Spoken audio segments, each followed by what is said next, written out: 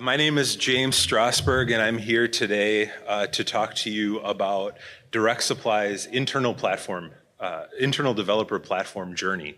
I'm our technical fellow and chief software architect, and we've been pushing this developer platform concept for several years, starting to finally get some real traction with it. So that's what we're going to talk about. Agenda for today. I want to start by talking about our organization's transform to a DevOps culture and some of the infrastructure as code and DevOps opportunities that we saw coming out of that.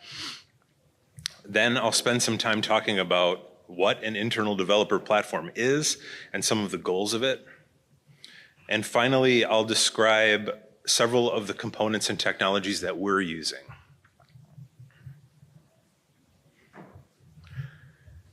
So before Direct Supply was in the cloud, we had a very siloed technology department.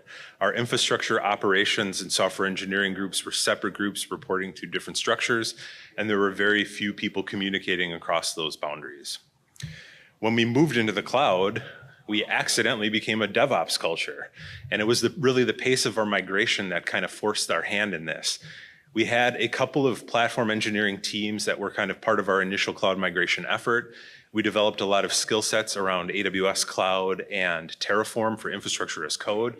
And we decided out of the gate that we wanted to be as close to 100% infrastructure as code as possible. Previously, I do recall, I still have nightmares, I'll say, about 40+ page Word documents describing how to build a server, sometimes with scripts baked into them, but servers were built by hand. So we saw that as a massive opportunity to start using a lot of the technologies that software engineers had been using all along, like version control, peer review, and just repeatable deployments. So the idea of our centralized cloud teams being the stewards of our cloud architecture, I would say, fell apart pretty quickly because we have a lot of very smart engineers working at Direct Supply. And it didn't take too long for knowledge of how to deploy and configure Terraform to kind of slip into our software engineering teams. And once that happened, combined with the pace of our migration, we had teams that were developing their own Terraform code and modules and not really able to keep up as centralized platform engineering teams.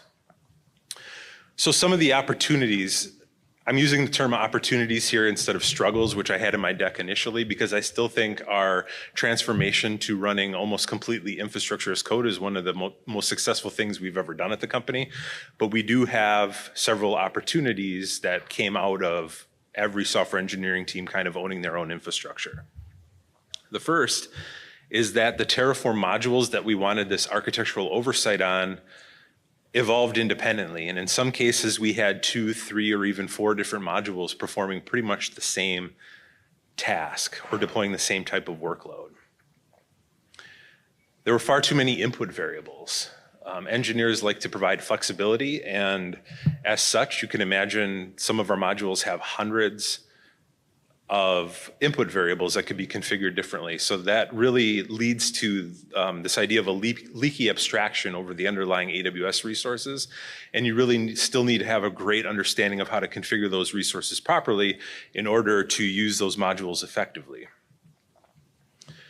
We run a self-hosted GitLab server for our version control and our continuous integration and deployment.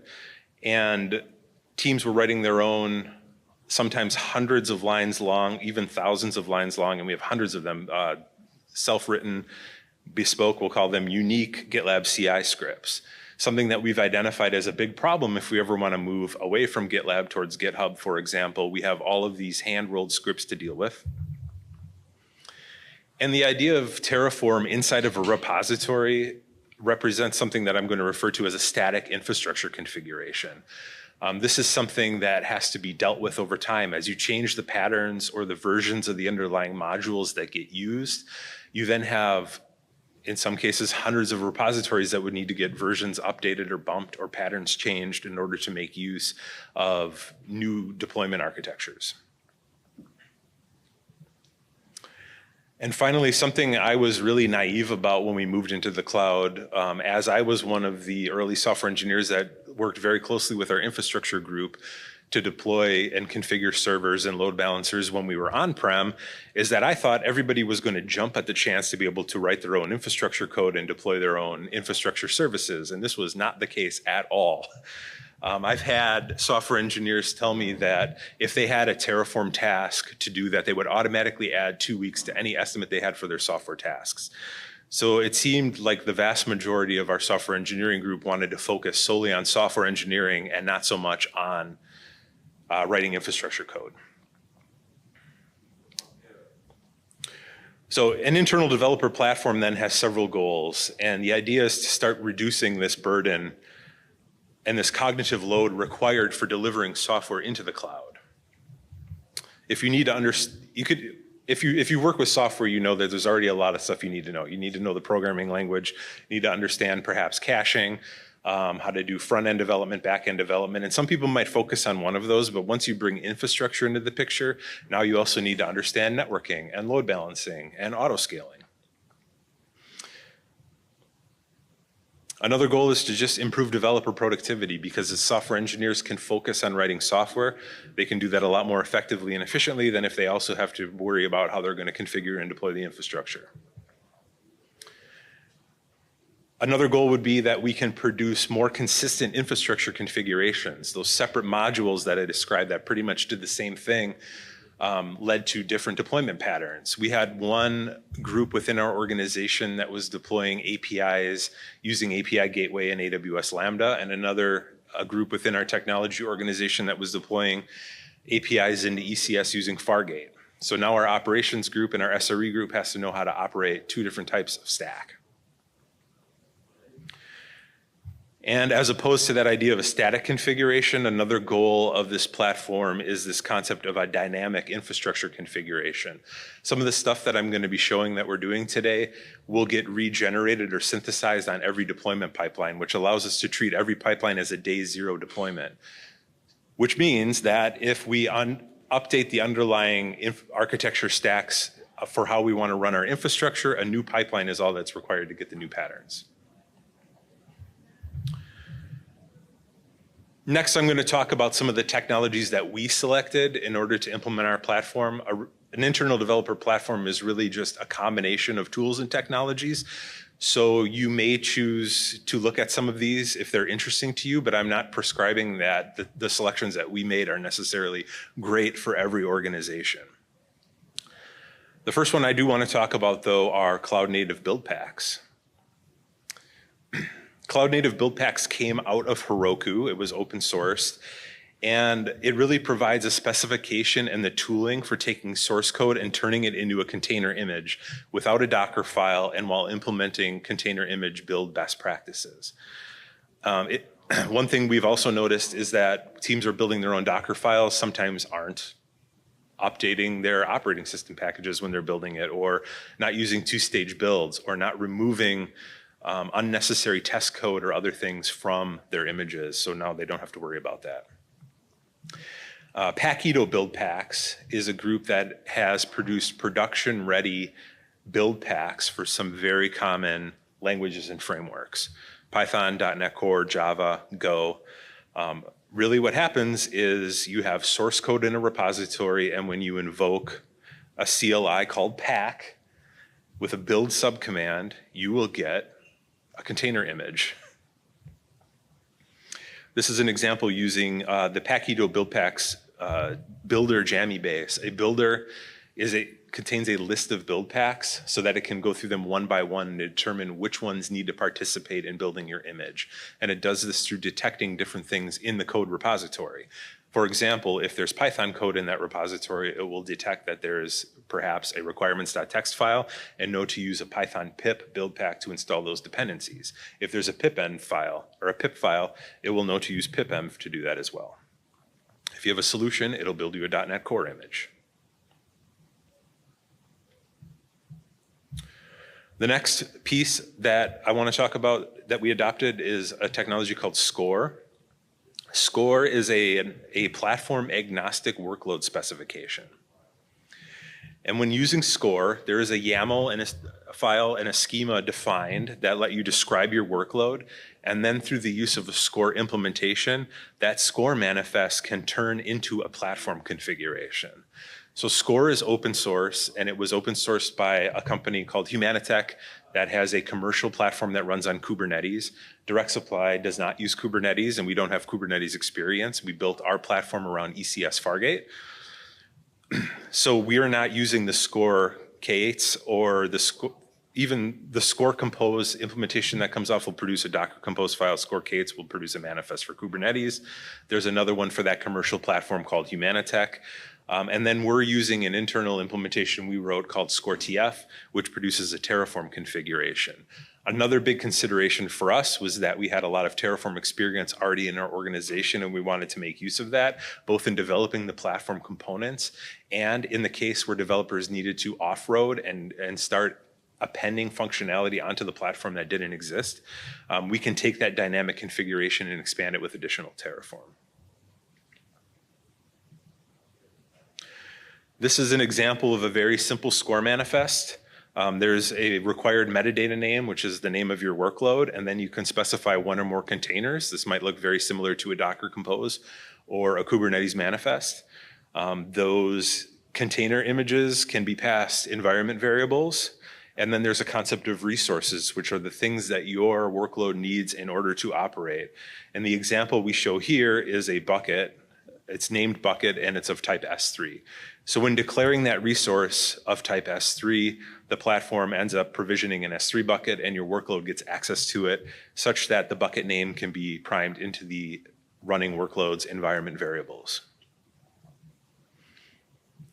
This one is a little bit more advanced. This one also shows a service being exposed by your container. And if your container is listening on port 5000, this will be how you provide an API or a website.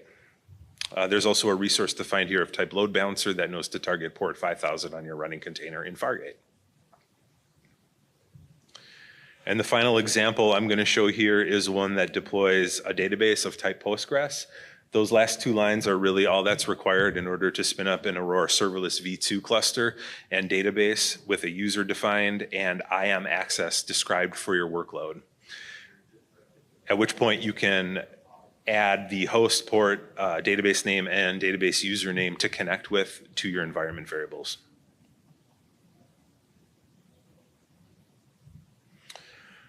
The third major component of our platform that I'm going to talk about are GitLab CI components. And this was really our approach to tackle the hundreds of different GitLab CIs that have been handwritten across our organization that are very complicated.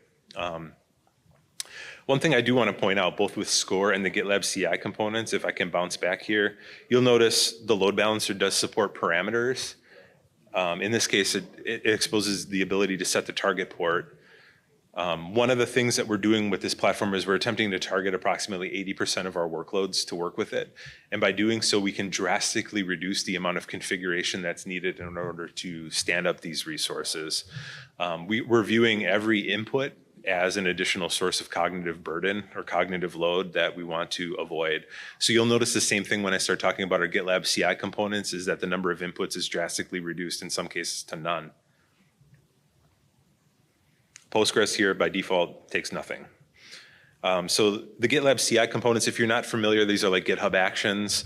GitLab originally had the ability to include a GitLab CI script from a path within GitLab. They, in the last year or so, I want to say, added the ability to describe components, which can be published into a CI component catalog within GitLab, so they can all be browsed through the Explore option within GitLab, and you can see the README documentation for them. Those are included with the syntax here, include component, and then you give it the path to your component. In this case, I am showing the build component with a major version of 1. These components support full semantic versioning. So we're relying on major revisions to introduce breaking changes. But what you see here is all that's required to build a container image from the source code in the repository with no Docker file and push the resulting image into the GitLab CI, into the GitLab container registry. There are a few additional inputs that I'm going to talk about. I think we have maybe 6 or 8 inputs in total for certain types of scenarios. But you saw by default, if you just had one container you want to build from a repository, you just invoke build. If you had more than one, we allow you to specify the name of the container and the context, meaning the subdirectory that the code for that specific container image build is in. But this then allows you to tack multiple components into your same CI script to build multiple containers, like a front end and a back end in the same repo and the same workload spec.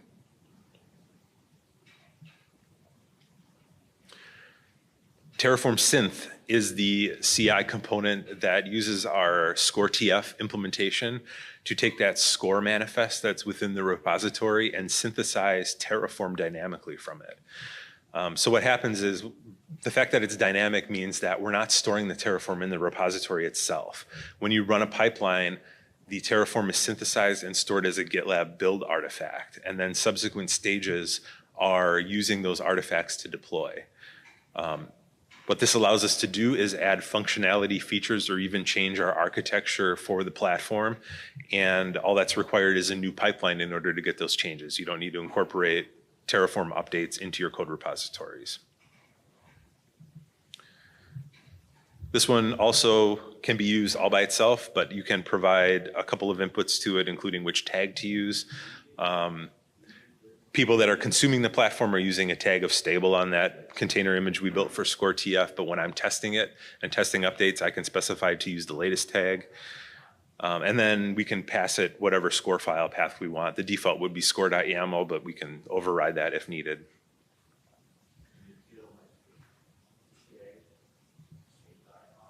The final CI component I'll talk about is Terraform, and this is the one that we use to plan, validate, check formatting, run static analysis, and apply our Terraform code. This one has a few inputs that are required, including environment and deployment tier. I talk about those specifically because we built these components such that we can do multiple deployments into a single AWS account of different environments. Like if we wanted to have a blue and a green production deployment into a single AWS account to do blue-green flips, for example, we could do that. We would have a separate Terraform component for each environment. The deployment tier, however, is one of only, I think, 5 different options: development, testing, staging, production. There might be one more in there. But what that lets us do is determine if this is a production tier of deployment or not. Because when we're adding jobs to our pipelines, we're only adding production deployment tiers to those running on default branches like main, so that we can ensure like a merge request ran ahead of time or was performed. We're also specifying which account we're running in by specifying GitLab runner tags. The other input that you see here is just the Terraform root, which is where the Terraform is run from. This will default to Terraform. So this component could be used with a regular repository that had Terraform in a Terraform directory. But when we synthesize Terraform dynamically, it gets artifacted into this hidden .terraform folder. So when we're using the Terraform component to deploy synthesized Terraform, we specify where that Terraform is. If we wanted to augment this with additional Terraform, we could either remove that line and then choose to synthesize the Terraform into the path Terraform, or vice versa. We could add a .terraform directory and add our code to it, and we could merge together and apply it all at the same time. This is a brief example of what one of the pipelines looks like. Another issue that we've had with sharing CI components or CI scripts is that in GitLab, you're allowed to describe what the stages are named if you want. So you could call it build, you could call it compile, you could call it anything. There are also stageless pipelines where everything ends up in a stage called test, and then you use a needs clause to determine the ordering of the stages. But there's another way that's a little bit nicer that I like better, and there are 5 stages that GitLab describes as like the default stages for deployment. .pre for anything that has to happen before your pipeline runs, build, test, deploy, and then .post. So for our components, we're only using those 5 stages. And you can see our build stage has, in this example, it's building 2 images, a publisher and a subscriber. And we decided to use the commit SHA for the tag on the images that we built because we found that we can directly search for a commit SHA within GitLab and find the commit that caused that build of that container image. Terraform Synth job also runs in the build stage. So if I were to drill into that, you would see the artifacted Terraform that got synthesized from the score manifest. In the test stage, the first thing you see there is KICS, K-I-C-S, IAC SAST.